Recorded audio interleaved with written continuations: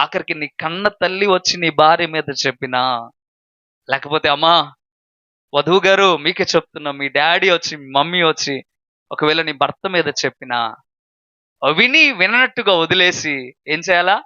భర్తతో భార్య, భార్యతో భర్త సంతోషంగా ఉండడానికి ఇష్టపడాలి. అది ఎప్పుడు కుదురుతుందయ్యా అంటే నమ్మకం ఉన్నప్పుడు మాత్రమే. నమ్మకం లేకపోతే జీవితాలు ముందుకు కొనసాగవు. నెంబర్ 1 ఏముండాలి? నమ్మకం ఉండాలి. రెండవదిగా మీకు చెప్తున్న మాట, ఒక వధువుకి వరుడికి, భర్తకి భార్యకి మధ్య ప్రేమ అనేది చాలా అవసరం. గుర్తుపెట్టుకోండి, ప్రేమ అనేది చాలా అవసరం.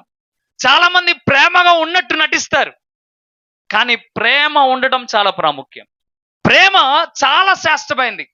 ప్రేమ కనుక మీకుంటే భార్య భర్త మధ్య, ఒకవేళ నీ భార్య తెలిసి తెలియక పొరపాటు చేస్తే ప్రేమ ఉండడం ద్వారా నువ్వేం చేయగలుగుతావు?